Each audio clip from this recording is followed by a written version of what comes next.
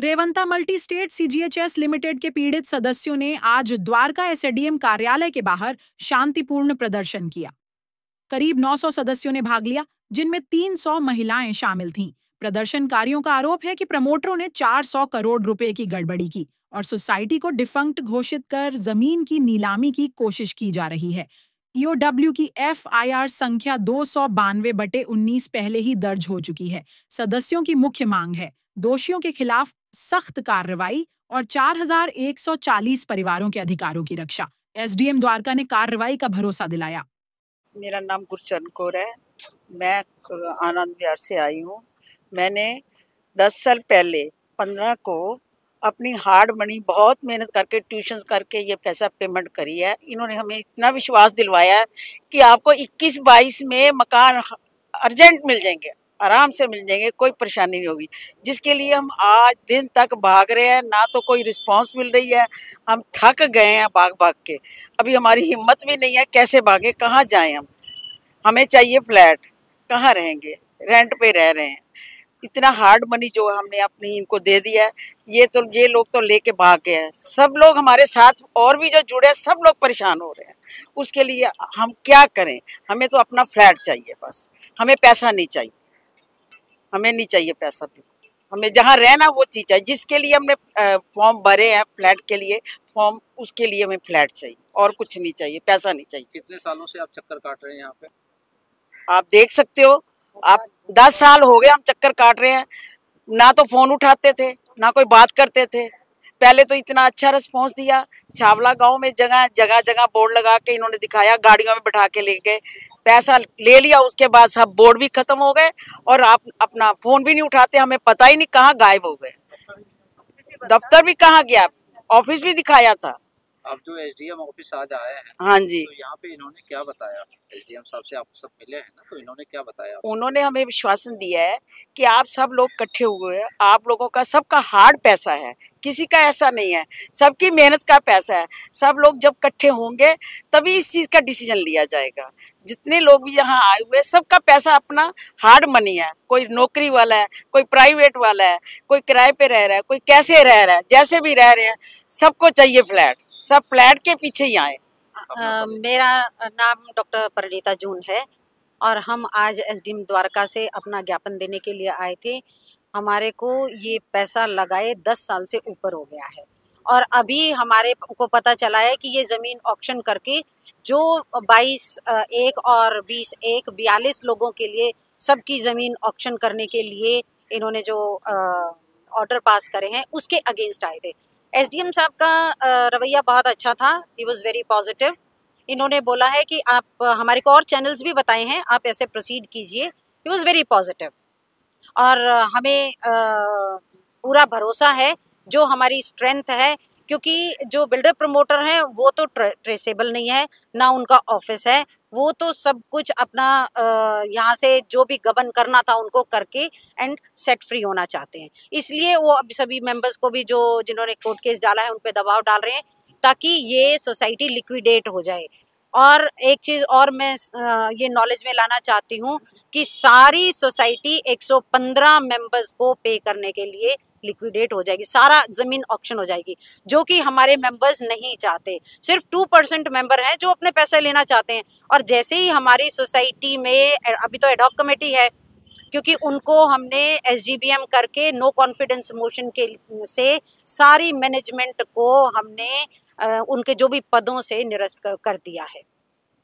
और हमारा इन्होंने बहुत अच्छा सपोर्ट किया है, हमारे को बहुत अच्छी राय दी है और दे वर वेरी पॉजिटिव, बहुत पॉजिटिव थे। आप इससे पहले भी धरना प्रदर्शन किया था, शांतिपूर्ण धरना प्रदर्शन, तो उसके बारे में क्या कहें? हाँ जी, हम एसडीएम कापसेड़ा के पास गए थे, हम एसडीएम डीएम अलीपुर के पास गए थे। वहाँ पे भी उनका बहुत अच्छा रिस्पांस था, बहुत अच्छे से उन्होंने सुना है। यहाँ पे भी बहुत अच्छे से एक एक मेंबर का जो जो हमारे ग्रीवेंसेस थे बहुत अच्छे से सुने हैं। आज करवा चौथ है और आप लोग यहाँ पे आए हुए हैं भूखे प्यासे, तो क्या अपेक्षा? अपेक्षा यही है, घर एक फास्ट करने से नहीं होता है, उस घर में रहने वालों से घर बनता है। अब वही छत हमारे सर पे नहीं है तो उसी छत के लिए अब हम दर बदर घूम रहे हैं। सो आज करवा चौथ को भी हम सुबह से भूखे प्यासे, बल्कि बहन हमारी एक तो सबको फ्लैट मिलेंगे तभी तो करवे रखेंगे वहाँ, और फिर हाँ हमने जी। करवे तभी तो पूजा करेंगे वहीं बैठ के। हाँ। यही सबकी उम्मीद है। एक बहन तो हमारी आते आते बल्कि बेहोश होगी, क्योंकि सुबह से कुछ खाया पिया नहीं है, पानी भी नहीं पीते हम आज के फास्ट में। तो उनको फिर स्कूटी पे बिठा के लेके आए, लेकिन जज्बा बिल्कुल पूरा है कि हम अपनी बात रखेंगे तो रखेंगे। अभी जो 1-2% मैडम बोल रहे हैं ना, वो भी इसीलिए बोल रहे हैं क्योंकि बहुत ज्यादा परेशान हो चुके हैं हर जगह के धक्के खा खा के। और आप देख रहे हैं फास्ट में भी, मतलब हम कोई दिन नहीं है जब इकट्ठा होके जब बुलाया जाता है और हम अपना कदम, अपना कंट्रीब्यूशन ना देते हो, तो उस चीज जो जिसके लिए हमने पैसे दिए हैं उसके लिए हम पेन भी ले रहे हैं। तो आप समझ सकते हैं कितना दुखदाई है। पैसे वापस लेने की बात हो रही थी ना, तो पैसा पूरा वापस नहीं होगा, और ये क्लियर कर दिया गया कि 40-48 लोगों के लिए पूरे 4000 से ज़्यादा मेंबर्स की ज़मीन नीलाम होगी, और जितना पैसा लोगों ने जमा किया, जैसे अभी हमारी बहन कह रही थी, उसका 10% ही मिलेगा। मतलब हम लोग कहीं के नहीं रहेंगे अगर हम लोग अपना ये आंदोलन नहीं करेंगे और अपनी बात लोगों के बीच में नहीं रखेंगे। तो आपके महत्वपूर्ण चैनल के माध्यम से मैं आपसे अनुरोध करूँगा, हर जगह ये फैलाएं कि हम लोगों के प्रति कितना अन्याय हो जाएगा अगर हमारी ज़मीन ऑक्शन होती है। तो बस इतना ही कहना चाहूँगा। धन्यवाद। हमारी जो सोसाइटी है ये 2014 में रजिस्टर्ड हुई थी। इसमें 4140 मेंबर हैं आज की तारीख में, और सभी ने अपना खून पसीने का पैसा लगाया हुआ है। इन सभी को एकजुट करने के लिए मैंने घर घर जा कर के सभी सदस्यों को इकट्ठा किया, और आज सभी एकजुट हैं। और जब हमें, क्योंकि मैनेजमेंट ने कभी भी मेंबरों को असलियत नहीं बताई, उन्होंने सच्चाई हमेशा छिपाई। उन्होंने कभी नहीं बताया कि रेरा कोर्ट में केस चल रहा है। उन्होंने कभी भी जा कर के रेरा कोर्ट में कोई भी केस डिफेंड नहीं किया। लेकिन जब 24 अगस्त 2025 को उनको नो कॉन्फिडेंस मोशन से निकाल दिया गया, और पहली बार मैं as a general secretary ad hoc committee RERA में 16 सितंबर को गया, तो वो आश्चर्यचकित हो गए मेंबर दोनों रेरा के। बोले ये पहली बार हम देख रहे हैं कि कोई रेवांता MSCGS लिमिटेड से कोई एक प्रतिनिधि आए हैं। मैंने सर अब हम सभी आएंगे, अभी मेंबरों का मैनेजमेंट है, अभी प्रमोटर प्रॉक्सी मैनेजमेंट नहीं है। तो क्या आप, उन्होंने पूछा क्या आप जिम्मेदारी लेते हैं? बोला हाँ हम जिम्मेदारी लेते हैं, हम आएंगे, हम फैक्ट्स बताएंगे। उनको नहीं पता है कि इसमें इतने लोगों का पैसा लगा है। उनको ऐसा लग रहा है कि जो 20 मेंबरों ने कोर्ट केस किया प्लस 22 ने किया, टोटल 42 मेंबर हुए। उनके सामने सिर्फ 42 मेंबर ही है, उनके सामने 4098 मेंबर नहीं है। लेकिन मैंने उनको जब बताया, मैंने कि सर जब अगर ऐसा है आप उनको न्याय दे रहे हैं तो बाकी 4000 को क्या देंगे, आपकी योजना क्या है? उन्होंने हमसे पूछा, हमने उनको बताया as per bylaws, as per society act membership transfer करने का नियम है, इसमें पैसा रिफंड का नहीं है। और जितने भी मेंबर कहते हैं कि हमें पैसा वापस चाहिए, तो उनकी मेंबरशिप ट्रांसफ़र की जाएगी, लेकिन उसके लिए प्रॉपर चुनी हुई मैनेजमेंट चाहिए, जो कि चुनाव होने में अभी 2-2.5 महीने और लगेगा, जो एड हॉक कमेटी ही तब तक काम करेगी। अब उसके बाद सभी सदस्यों ने ये निर्णय लिया कि जो ऑक्शन कर रहे हैं, ऑक्शन करने वाले एग्जीक्यूटिव ऑफिसर कौन है? वो है SDM DM रेस्पेक्ट जो जिस इलाके में पढ़ते हैं, जैसे कि कापसेड़ा अपना SDM Dwarka, SDM Najafgarh, SDM Alipur. तो सभी सदस्यों ने मिलकर के ये शांतिपूर्ण धरना प्रदर्शन किया। 6 तारीख को किया कापसेड़ा में, जहाँ DM साहब से मिले, SDM साहब से मिले, उन्होंने भी सकारात्मक हमें मदद करने की कहा। 8 तारीख को हम अलीपुर में गए थे, वहाँ DM साहब से मुलाकात हुई, एक प्रतिनिधिमंडल अंदर गया 6 मेंबर, और उन्होंने कहा कि जो नियमानुसार है, जो नियम से होना चाहिए, कानून के तहत जो हम मदद कर सकते हैं आपकी मदद करेंगे। और आज हम SDM द्वारका के यहाँ आए, उन्होंने बहुत ही सकारात्मक जवाब दिया। बोले कि जो नियम है, नियम के अनुसार जो कार्रवाई होगी मैं आपको मदद करूंगा, ये उन्होंने आश्वासन दिया है। और अभी हमारा सभी सदस्यों का ये मुहिम जारी रहेगी, तब तक जारी रहेगी जब तक 100% सदस्यों को न्याय नहीं मिल जाता है। हमें चाहे इसके लिए कुछ भी करना पड़े, हमें चाहे सुप्रीम कोर्ट तक जाना पड़े, अगर हमें कोर्ट में जाना पड़ा तो कोर्ट में भी जाएंगे। हमें उन सदस्यों से कोई गिला शिकवा नहीं है जिन्होंने कोर्ट केस किया है, क्योंकि पैसा उन्होंने भी लगाया है। हम उनके खिलाफ नहीं हैं, हम उनके साथ हैं। हम उनको जैसे ही मैनेजमेंट बनेगा हम उनको इन्वाइट करेंगे, और हम इन्वाइट कर चुके हैं वास्तविकता में। अभी भी एक बहन आई है यहाँ पर, उन्होंने कोर्ट केस किया है, एक बहन है यहाँ, कहाँ है यहाँ भी, वो जो बोल रहे थे, हाँ सुनीता जी, मजबूरी उन्होंने कहा है, बोला कि हमें फ्लैट चाहिए, हमें पैसा वापस नहीं चाहिए, जब उन्होंने कोर्ट केस किया है।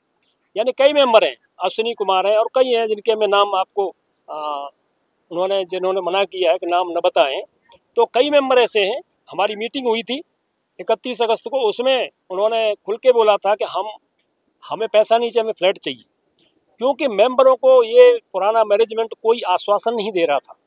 इसकी वजह से वो होपलेस हो गए थे, वो निराश हो गए थे, इसलिए कोर्ट में गए।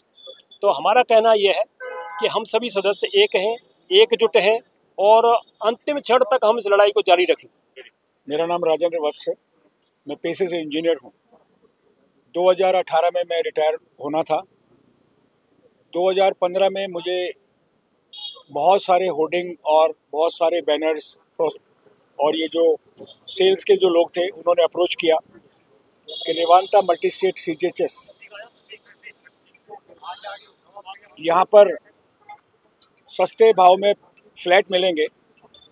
तो मैंने भी अपने परिवार की छत के लिए 4 बेडरूम का फ्लैट बुक किया, और यकीनन बताना चाहता हूँ कि जो पैसा मैंने दिया था बाकी साथ रखें, उस पैसे में मैंने 100% ज़मीन का पैसा दिया 4 बेडरूम के लिए 2015 में। उसके बाद कुछ दिनों के बाद वहाँ से संदेश आता है कि जो आपका फ्लोर रेशो एरिया FAR जो पहले 4 था, यानी कि 1:4 था, वो 1:2 हो गया। अगर आपको 4 बेडरूम का घर चाहिए तो अब आपको उसके लिए या तो एक्स्ट्रा FAR खरीदने के लिए अलग से पैसा देना है, या आपको 4 बेडरूम की जगह आपको छोटा फ्लैट मिलेगा, यानी कि 3 या 2.5 बेडरूम का फ्लैट मिलेगा। उसकी भी मैंने जो उनके कैलकुलेशन के मुताबिक मैंने उनको फिर से पैसे दिए जो FAR के लिए, ताकि मैं 4 बेडरूम का ही घर ले पाऊँ। अब पैसे तो हम देते रहे, हम बहुत दिनों तक उनके होर्डिंग देखते रहे, और परिवार जब साथ जाता था तो उनको बहुत तरीके से ये हम बताते रहे कि आज यहाँ पर हमने इन्वेस्टमेंट किया है, कल आपका घर यहाँ पे होगा। जो आपका छावला के नहर को पार करते ही नीलम धाम करके जगह है, वहाँ पर कोई ज़मीन इन्होंने खेत की किराए पे ली, वहाँ पर इन्होंने अपने होर्डिंग लगाए, और बहुत सारी जगहों पे इन्होंने होर्डिंग लगाए, जिससे लगा कि ये बहुत बड़ा कंपनी है। और